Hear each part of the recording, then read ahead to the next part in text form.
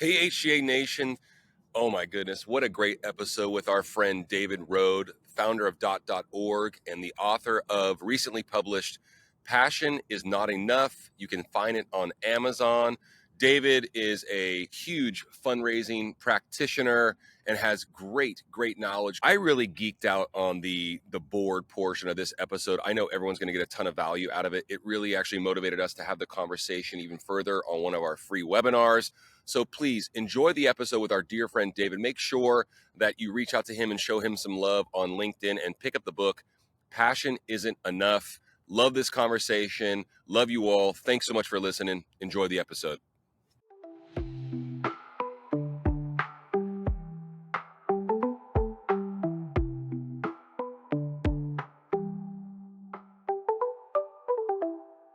It's great to have you, David Rhode. Thank you so much.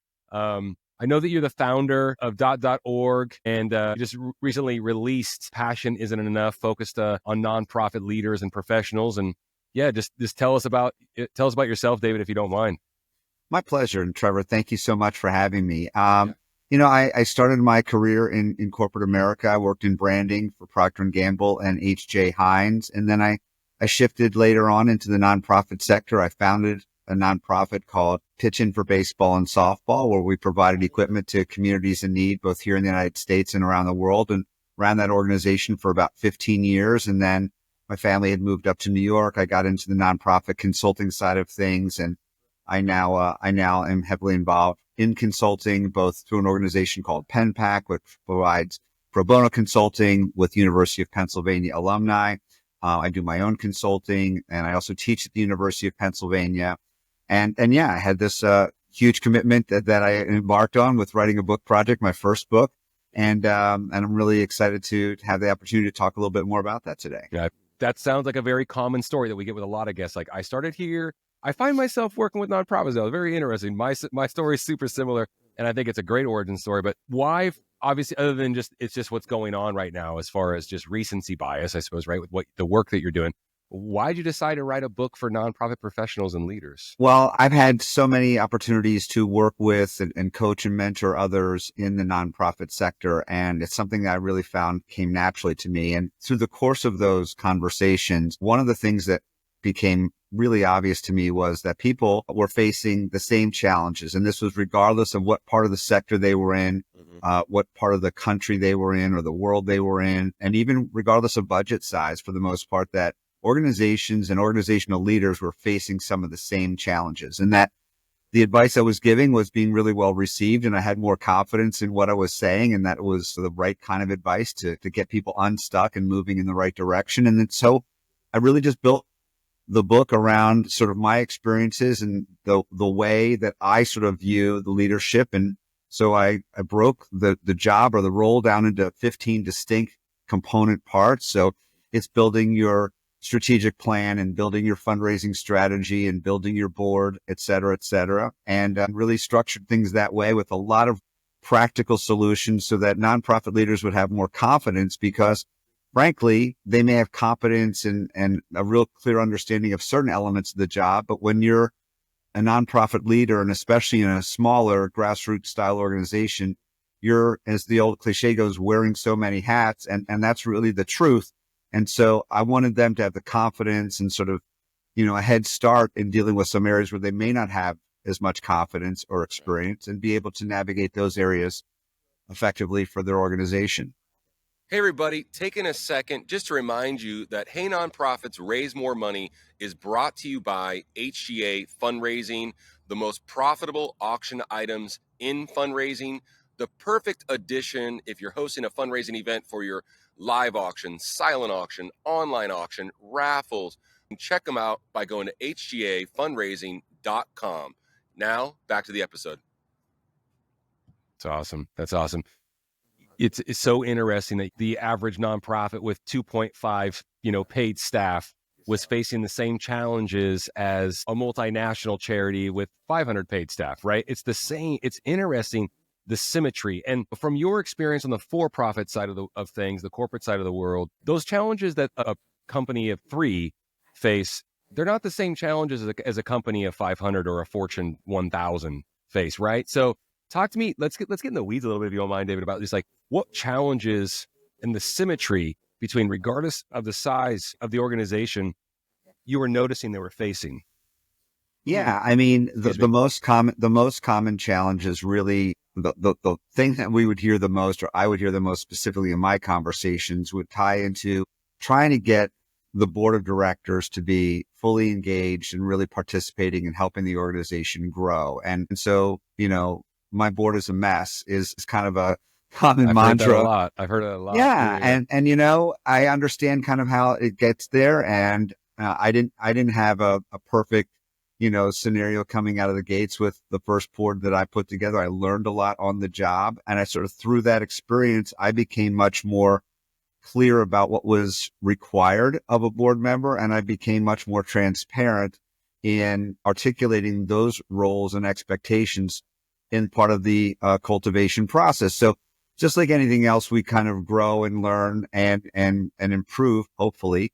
And one of the things that I think, especially as relates to a board, is if you set the expectations up front for what performance and success looks like, then you should be able to hold people accountable to that standard. And even if board members are volunteers, which they are in the nonprofit sector, it doesn't mean we can't hold them accountable, because it's a critical role for the organization's success. So in one of those, one of the early chapters is on, building your board. And I sort of structured around these 6 key topics or challenges or themes that I kept hearing over and over again. And the way the book is structured, it's really meant to be very practical advice. And each chapter ends with actionable next steps and things that they can do to kind of move forward in a particular area. And also the other piece, which is really critical to the book, is as I wrote it, I interviewed 22 different nonprofit CEOs and subject matter experts. And those folks, their wisdom, their best practices are also embedded throughout the book. So you not only get, to hear from me, which hopefully is valuable, and I speak in kind of my own kind of laid back and fun, engaging way, but I have all these other perspectives, which I'm able to share as well. So you get a wealth of knowledge when you read the book. Awesome. Back to what you were talking about, which is clear expectations. It's like, it's very difficult to go backwards with a board, right? Because we've heard this say 100 times, as far as just, it's just so difficult to motivate my board. And, frankly, so we go like, you mean to get them to do their job? Because they have a fiduciary responsibility to do exactly what they signed up for. But it's very uncommon that it turns out that way. And you said something so simple, right? And I'm not downplaying the efficacy of it. It really is a simple approach. It's like clear expectations early and often. And then you're playing with house money from that point forward, because that's the first conversation you had. It's like, this is what we expect. This is what we're doing. I'm not going to say it lets you off the hook, but that sets the groundwork, right? The game plan for any kind of attrition or any issues that you might have along the way. I'm not going to say there's never going to be a problem, but this is a very, very serious thing with so many orgs, like you said, of so many different sizes. And it can be as simple as having, if you want to even call it this or ascribe it as a difficult conversation, just have that up front, right? That's right. That's right. And I think those conversations, as long as what you're doing, I think to your point, going backwards, to me, it's called like, changing the rules once the game's already started. Can't do it. That's unfair to both parties. Yep. Agreed. And there have been moments where those rules have changed, and maybe you used to have a giving threshold of X, and then maybe you need to raise it because of the fact that the organization has set its sights even higher, and you want the board's participation to potentially increase. And you have to recognize, and I did, which is, hey, I realize that this is maybe something that not all of you signed up for. And if that becomes the opportunity or an off-ramp for somebody to move off the board and just have a different role within the organization, that's fine. I think you have to, have a little grace and appreciation for what people have brought to the organization. And maybe if those rules do change, acknowledge that this may be uncomfortable for you and something that's going to be difficult for you to stretch and reach. But, I'm a big believer in sort of this notion of like performance you get is based on what you measure. And so having performance evaluation for your board members is critical. And so having the same things that you told them they were going to be responsible for be the things that you say.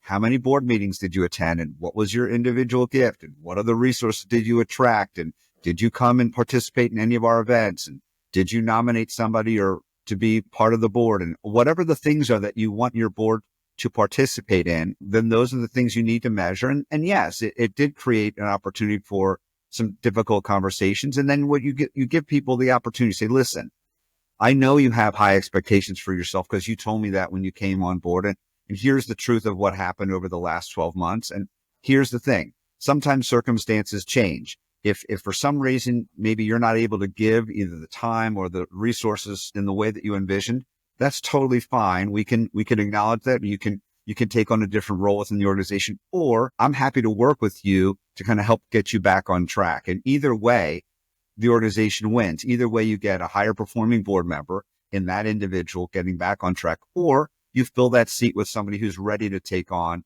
that level of responsibility. And then you don't have to really kind of drag somebody along who's not really able to meet that standard. So I think it's important. I think it does create potentially some uncomfortable moments. But again, if you start with this notion of, listen, I know how much you care about the organization, how committed you are, and look at all the great things you've done in the past. But I also want to talk to you about the fact that the organization right now requires X.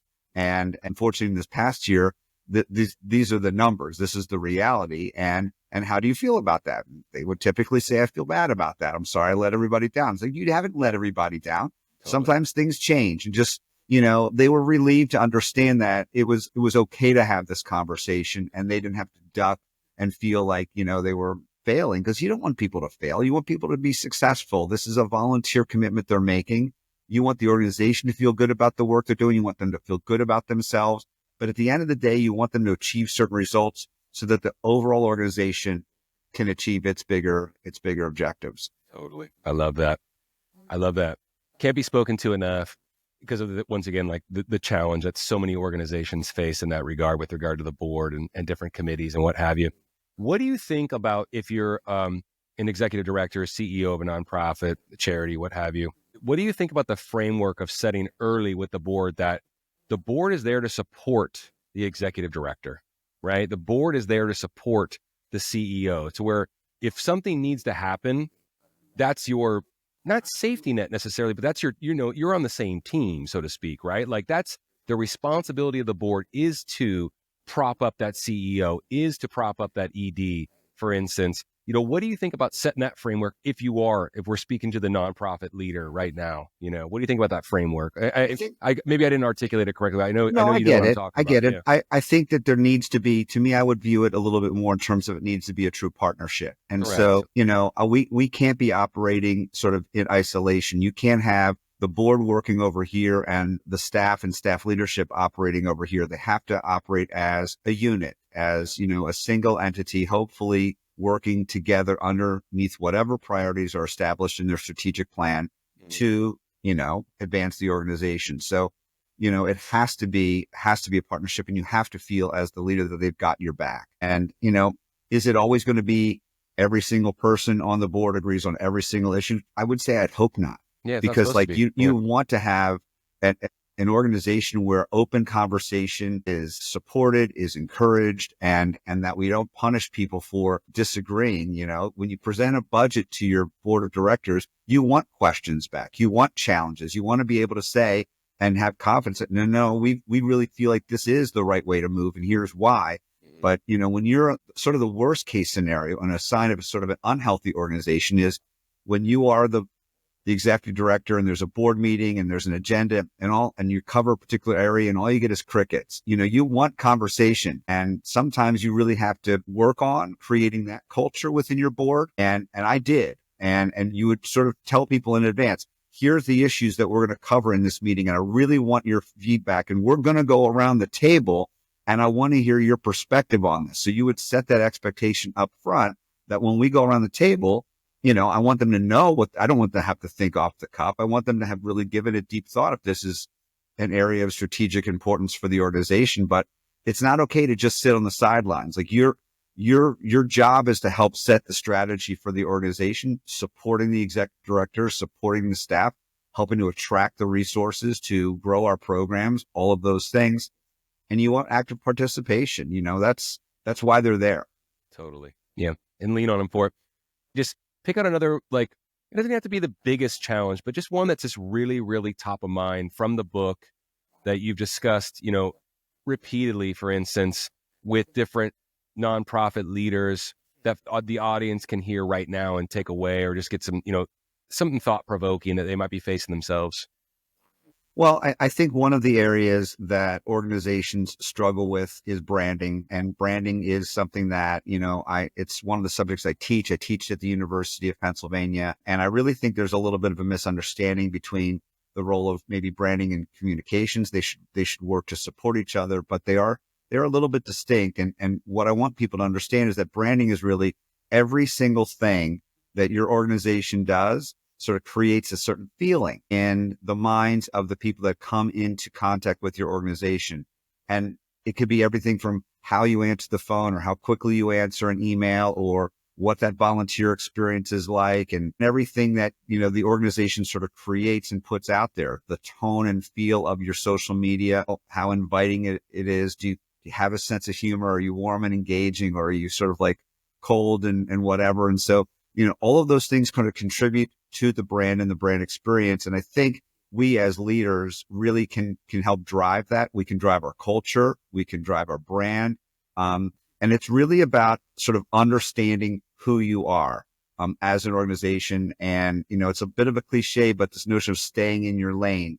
I think that we as leaders, one of the things that comes up to me a lot is organizations really want to grow and expand and this and that. And I think there's a natural tendency to want to do that. And I think that it can be the right move for everybody, but it doesn't have to always be the right move. And sometimes you need to make sure that whatever dynamics were in place that enabled you to achieve a certain level of success in one area are the same dynamics are going to be in place that would enable you to be successful either in another area geographically or another area programmatically. Because if you start spreading yourself too thin, then you can't really deliver the same quality. And maybe you start taking that message, which was really clear and unified, and spreading it too thin. And people don't really know who you are or what you're particularly good at if you try to be all things to all people.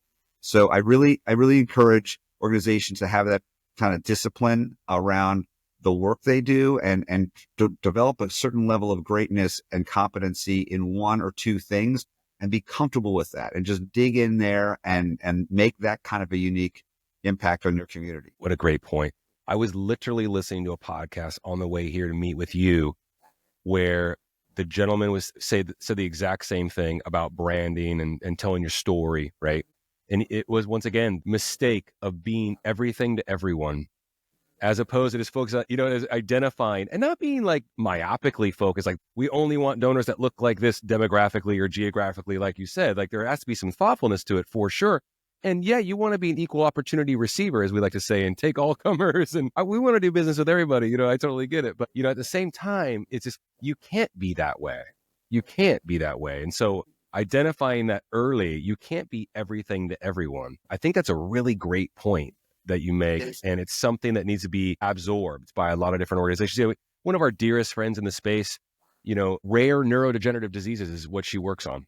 And she's like, it's difficult for us to make that connection unless you have had someone that has been affected or afflicted by it, right? It's difficult for us to make that connection. So we're just not going to connect with everybody, right? It's, it's the same, not even issue or hurdle, but it's just a reality. Right? Yeah, it's just a reality that if you are good at sort of explaining who you are and what you do and the kind of impact you're having, that people should self-select, to a great degree, and say, that's really important to me, and I want to help you. That's important to me too. And it seems like you've really got a great way of helping that world in that particular way.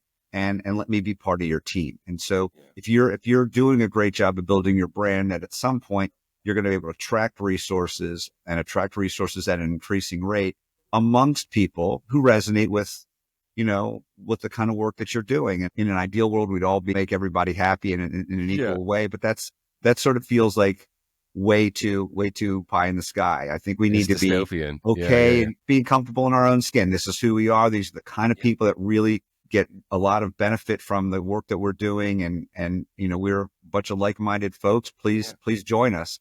And a lot of people will join when you have that kind of a message. Totally. I love that. I think it's great. Yeah, there's a reason why that topic keeps coming up. David, I want you to do me a favor. I love asking this question. Fundraising is hard. It's supposed to be, right? If it wasn't, everyone would be great at it. My question to you is, fundraising is hard. Don't make it more difficult by doing what? Don't make it more difficult by feeling the need to sell people on your organization.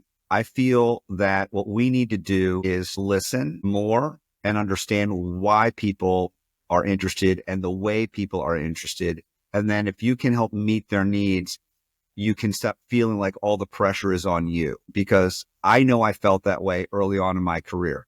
And like I would go to meet a potential strategic partner and I would go in feeling like I needed to have this perfect pitch and the perfect pitch deck and things of that nature. And what I learned more over time, and there's a whole chapter on partnership development, is the first meeting should be about getting them to open up, getting them to talk, and then asking permission to come back with a proposal that's tailored to meet what you just learned today. And even if you know what you think that partnership is going to look and feel like, it seems much more mature and much more realistic that you're not going to hit the target if you don't know kind of what they care about. And so really focus, your time in front of donors or partners and learning what they care about, learning how they want to be involved in the organization. Some people very directly and with their sleeves rolled up, and other people in a much more limited capacity. But you can't make those assumptions on behalf of people. You can only learn that stuff if you're willing to ask smart, open-ended questions, then shut up and listen and try to figure out what they're really saying. And then it should become less difficult because you're really coming back to the themes that they've established, and you're meeting them, quote, where they are, and you're doing the kinds of things that are going to tell them that you are really listening and you really do value their opinion. And then it'll become maybe less work. I mean, it's always going to be a challenge. To your point, it's not like we wake up every day feeling like this is the easiest thing in the world. And the people that say that, they really believe that, then God bless them. I find it to be a challenge. I think it's something that we spend a lot of time thinking about. You want to be really smart about your fundraising approach, really timely, have the right words, the right messaging, the right ask. And that's an inexact science, but we can make it easier by being great listeners. Sounds like folks that are in that position are in the relationships business. They sure are. Yeah, they sure right? are. And, I don't think that gets discussed enough, man. I think relationships are your true superpower. I know that to be true. It's all right in front of you, but you got to build them, right? And you can't build them by making it about yourself. That doesn't work that way.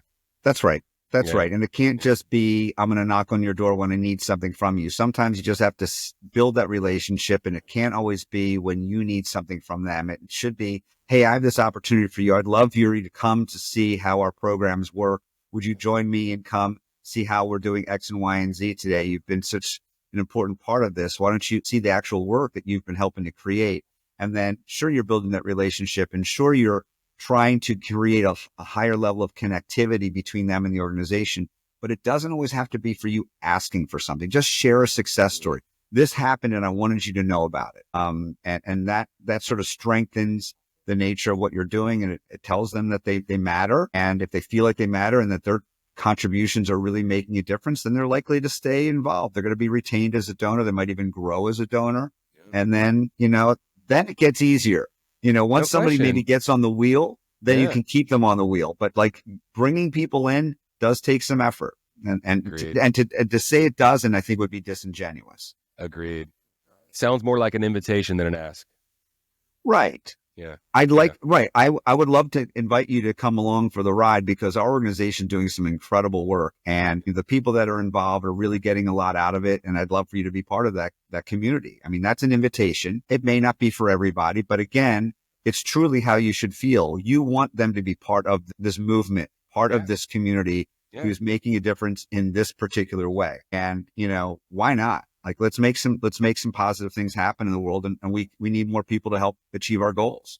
I think if someone on the other side, right, has given, they've earned that right. They're an investor. Or if you want them to be one, maybe they've earned that right too. Yeah, that's exactly right. Why not, right? Yeah, that's I think exactly it's great. Right. I think it's great. Do me a favor. Tell folks the easiest way to find you, and tell folks the easiest way to find the book, if you don't mind. I don't mind. I'm David Rhode, and it's easy to find me on LinkedIn. I'm out there and available, and enjoy that community. The book, Passion Isn't Enough, a practical guide for nonprofit leaders, is available online at Amazon and Barnes and Noble. And the people that are reading the book, I'm getting such great feedback. I spoke with somebody yesterday, and she apologized. She said, David, I've dog-eared so many pages and I'm writing notes in the margin. I feel like I'm destroying your book. I said, no, you're using my book. That is like the best thing you could possibly tell me, that you want to highlight certain things and come back to them so you can use them in a future conversation. So the book has so many practical solutions, and I just wanted to get in front of people. This is not a project where I'm going to get wealthy off of. I just enjoy the fact that people are getting so much out of the book, and that just brings a smile to my face and hopefully helps them be more comfortable and successful in their job. So it's a really exciting journey. That's awesome, man. I'm glad you did it. That's really, really cool. We're glad to have met you, David. Do us a favor, everyone that's listening. Show David some love on LinkedIn. We'd appreciate it. Do us a favor and share this episode. Download, rate, review, subscribe, all the above. David, can't thank you enough, man. Really appreciate your time. Awesome. Great conversation. Can't wait to do it again. This is your invite to come back again in the future as well. So thank you. Trevor, thank you so much. Be well. Appreciate you, brother. The Hey Nonprofits Raise More Money podcast, once again, is brought to you by HGA Fundraising. Go to hgafundraising.com and check out not only the most profitable auction items in fundraising, perfect for your next fundraising event, but also a ton of free resources, free webinars, free coaching. Go to hgafundraising.com and also make sure to reach out to HGA Fundraising on LinkedIn or any social platform.